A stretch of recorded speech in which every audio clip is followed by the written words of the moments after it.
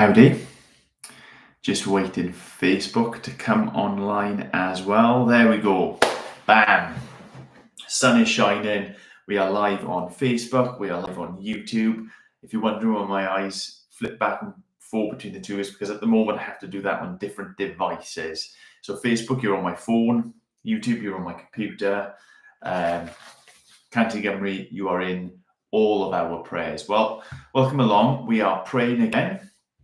That Lord, the God of heaven and earth, Lord of the skies and of the seas and everything in between, that his kingdom would come, that his will would be done on earth in Wales as it is presently in heaven. That's the vision, isn't it, behind... I'm a liar. I wasn't live on Facebook. Now Facebook is live. Okay, if you want to know what I mean by now, it's because I was live on YouTube already and I hadn't realized I hadn't set up the Facebook. Okay, again, we're here together to pray for, in the sunshine in Wales, our Father in heaven's will to be done, his rule and his reign to be felt on earth, in Wales in particular, as in heaven, that the God of the skies and of the seas and everything in between would be revered, that he would be known, that he would be enjoyed. It's the chief end of man, to enjoy God, to know him and to enjoy him forever. So we're gathering together each and every week for 15 minutes to pray for this vision, Cant Gymru, of 100 churches in Wales, adding to the swell of praise and glory to his name. I don't know about you, but I've been seeing a lot recently, a lot of stories from the younger generation. I'm now 40, so I can't count myself as a youngster, especially from the world of sports, of just people being loud and proud about their faith and taking platforms and opportunities to share about Jesus and to share about hope and forgiveness in him. You sort of expect it when it's sports coming from America, but even through the Olympics and what have you, we've seen it where sportsperson after sportsperson giving glory and honor to God. And really there's a sense in which I'm jealous for that to be happening in Wales. There's a number of us that are thrilled that that is happening globally, but we want it to be happening locally as well. Me, particularly in Ammanford and the Ammanford area, Wales a little bit more, but jealous for God's honour, God's name, God's glory to be seen and experienced and lived out. So, Cant Gymru exists. If you want to know more about Cant Gymru, go to 100.cymru. That is a website address. You can find out more about it there. You can sign up to add to this covering the week 24/7 in prayer for 100 churches to be planted in Wales in a 10-year period. Recently, that 10-year period has ticked down. There's 9 years left. I'm not entirely sure how many churches have been planted, but we know that the ball is already rolling. And today we're going to be praying specifically for a church that has started meeting in Cardiff, in Adamstown. Adamsdown, I beg your pardon. And we'll look at that in a second and we'll pray for it a little bit more. I like to begin with scripture. I like to begin with God's word, that he would be setting the agenda for our prayers. And this month I've really been getting into Isaiah and just different passages in Isaiah and the good news that is contained in there. And we had Matt Bounds with us in church a number of weeks ago, sharing from the end of Isaiah. But these words jumped out at me today, and I thought they were worth sharing and being like the springboard for our prayers. This is what Isaiah 40, verses 9 to 11. You who bring good news to Zion, go up on a high hill. You who bring good news to Jerusalem, lift up your voice with a shout. Lift it up. Do not be afraid. Say to the towns of Judah, here is your God. See, The sovereign Lord comes with power, and he rules with a mighty arm. See, his reward is with him, and his recompense accompanies him. He tends his flock like a shepherd. He gathers the lambs in his arms, and he carries them close to his heart. He gently leads those that have young. Oh, it's a really amazing picture. In the midst of the chapter of trying to get us to see the bigness, the vastness, the otherness of God, just this challenge, this encouragement, maybe, of those who know God, who know his rescue, who know his salvation. Those of you who bring good news, go up on a high mountain, lift up your voice. Don't be afraid to say, to declare, this is our God. I read that and my heart is that would be the sort of people we are here in Wales, that we wouldn't be embarrassed of God. Sometimes the noise we get from the world, the lies that surround us in our culture, sort of make us a little bit half-hearted or embarrassed about the true things that we believe about God, that he is just, that he is holy, that he would die for us, that he would intervene at all, that he wouldn't just fix things with a click of his fingers, but he has this salvation plan for humans and creation that's unfolding and we're a part of it.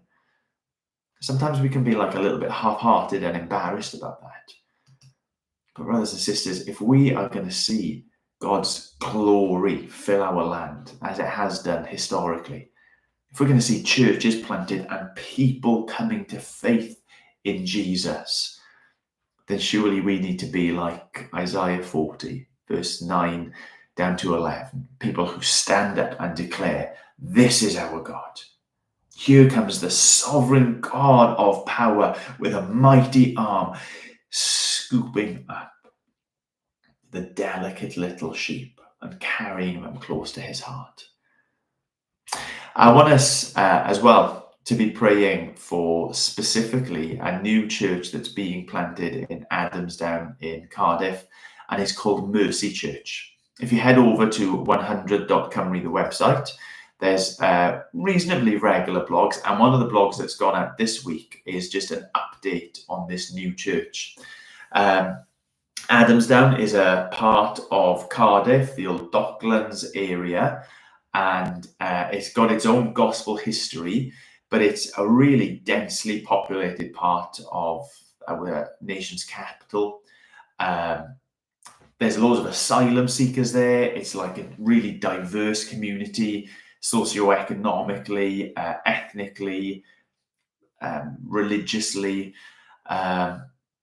It's a deprived place as well. There's poverty there. There are struggles, things like that. And it's into that context that Mercy Church, they say, hope to shine the light of the gospel of Jesus through words and works of mercy. It's been happening since about January. People have been meeting in a home in Cardiff, in Adamsdown, but they've recently taken a lease on a bank building there, and they're hoping to renovate that and open it up as Mercy on Clifton, part of Adamsdown. There would be a place that they could be present, that God's prayers would be going up, the gospel would be proclaimed, and that people would be loved and shown mercy out of. Now, specifically, I'm just going to read these out. These are the prayer requests that Mercy Church Adamsdown have given us. We're a young church, that's what they say, planted in January. So pray that God would grow them together in love for Jesus and love for one another.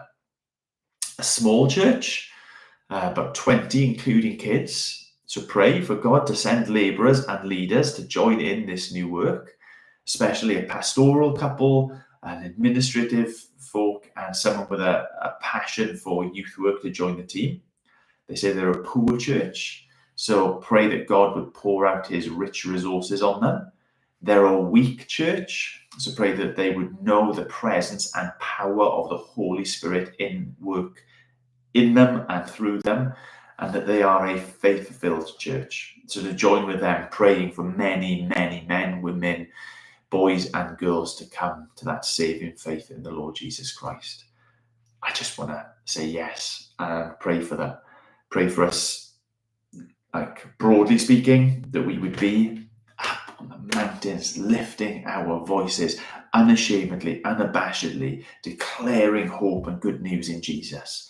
But praying specifically for these guys at Mercy Church, that they would grow in their love, that they would grow in their numbers, that they would grow in the resources that God has given them to share, that they would grow in their experience of God at work in them, and that they would grow in the number of baptisms that they'd be able to keep account of.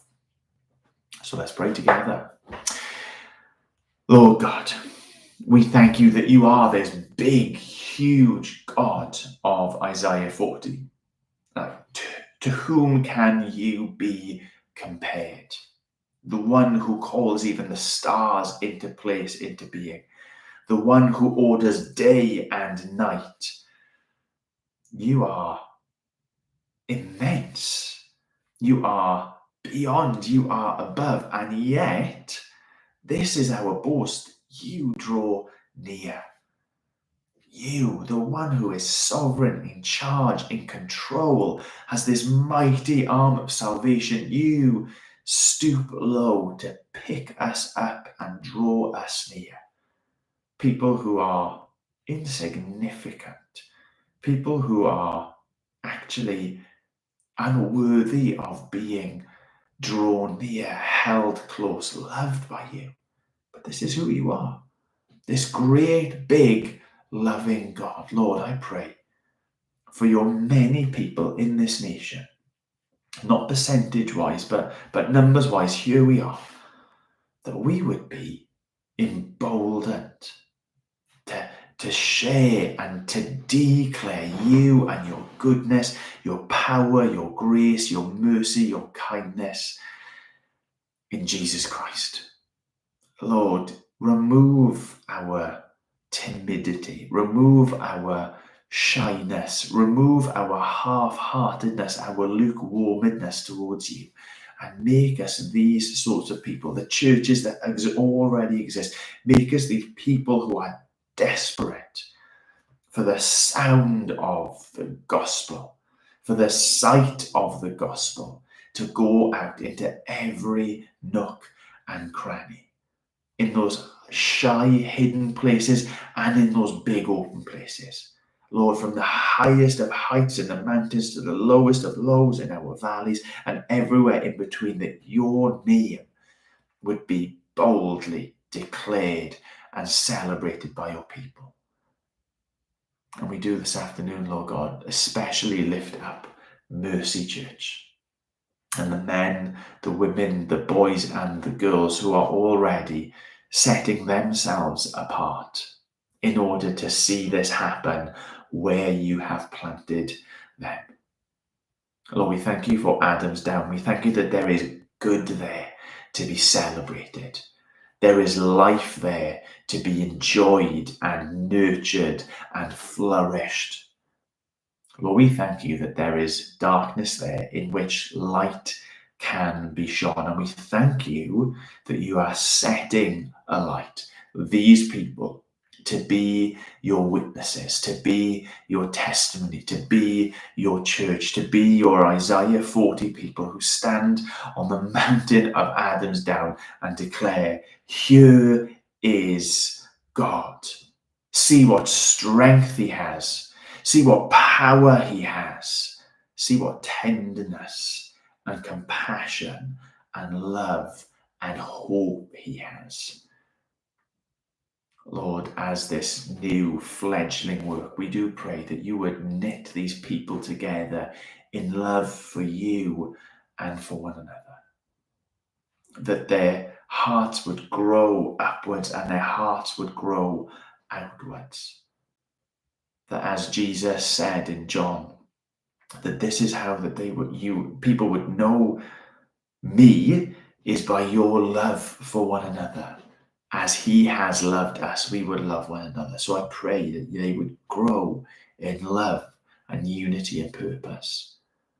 And Lord, as this small church, I do pray that you would send people to join them. Christians in other parts of Cardiff, perhaps other parts of Wales, other parts of the world, who spot the need, who see the darkness, who are captivated by the importance of this good news that we get to herald, that they would join with Mercy Church to care for souls, to help organise and administer, to reach out especially to young people who grow up at the moment with so little hope. Lord, as they are a poor church, we do pray for your resources to be given to them, poured out to them. We read time and time again in your scripture of things happening and circumstances changing so that an abundance, a blessing is given to your people. I was reading just this morning of this attack that came on God's people, that you stood between this attack and them. You protected them. You judged the people who were attacking, and out of that there was this plenty that came to your people. Lord, I pray that through generous gifts, through other means, that these guys, Mercy Church, would have a rich bank of resources from which to do the thing that you have put on their hearts, which is to love and care and show tenderness and mercy to their community. Lord, I love that they know their weakness. I thank you that they know their weakness, and that they're asking us to cry out on their behalf, that they would know the presence and power of your Spirit at work in them and through them. Lord, I want to work for all of us in churches, especially those who think we're something, who think because we have a history, who think because we have a membership role, who think we have because we have a building or a reputation, that we have something, that we have something to give. Lord, we are weak, we are poor, we are empty, but you are strong, you are rich, you are full.